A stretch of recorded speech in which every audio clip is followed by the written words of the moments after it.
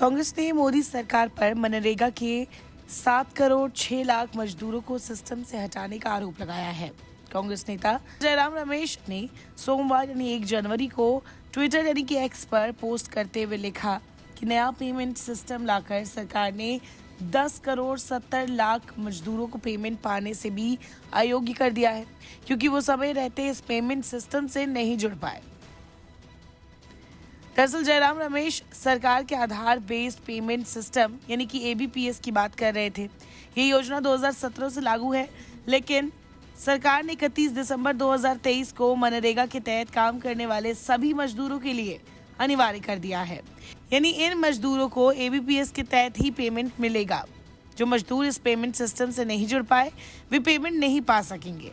जयराम रमेश ने एक बयान की तस्वीर शेयर करते हुए लिखा, नए साल में प्रधानमंत्री ने देश के सबसे गरीब परिवारों को क्रूर तोहफा दिया है।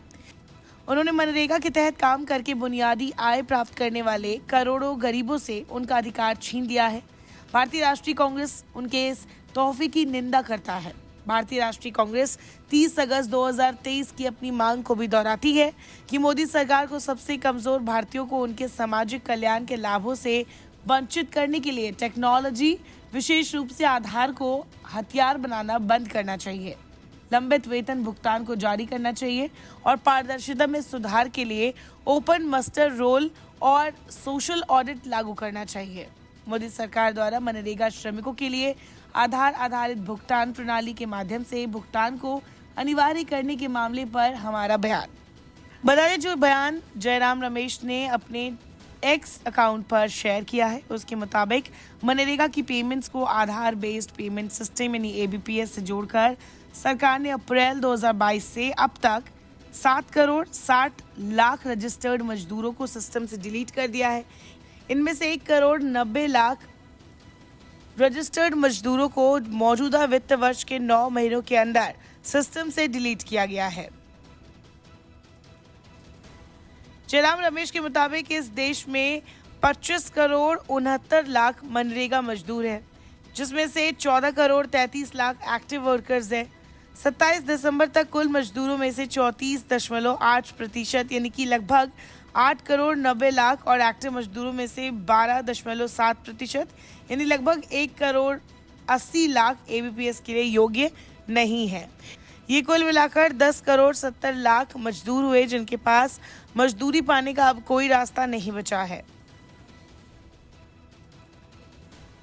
जयराम रमेश ने अपने स्टेटमेंट में कहा है कि ग्रामीण विकास मंत्रालय की तरफ से 30 अगस्त 2023 को जारी किए गए एक स्टेटमेंट में कई दावे किए गए थे, जैसे कि अगर मजदूर एबीपीएस के लिए एलिजिबल नहीं है तो जॉब कार्ड डिलीट नहीं होगा। उन्होंने कहा कि कोई स्टेक होल्डर्स के हवाले से भी ये दावा किया गया था कि मजदूरों को पेमेंट देने के लिए एबीपीएस सबसे अच्छा रास्ता है और ये कि एबीपीएस मजदूरों का मेहनताना समय पर पाने और ट्रांजैक्शन रिजेक्शन से बचाने में मददगार होगा, लेकिन ये सारे दावे झूठे निकले। उन्होंने साफ कहा कि इन दावों के बावजूद करोड़ों मजदूरों को सिस्टम से डिलीट कर दिया गया। इन डिलीट किए गए मजदूरों का ग्राउंड वेरिफिकेशन किया गया तो पता चला कि कई मजदूरों को गलत तरीके से सिस्टम से बाहर किया गया है। ये सब आधार ऑथेंटिकेशन और एबीपीएस को जोड़ने की मोदी सरकार की जल्दबाजी के चलते हुआ। मनरेगा के लिए पीएम मोदी का तिरस्कार अब घातक एक्सपेरिमेंट में बदल गया है।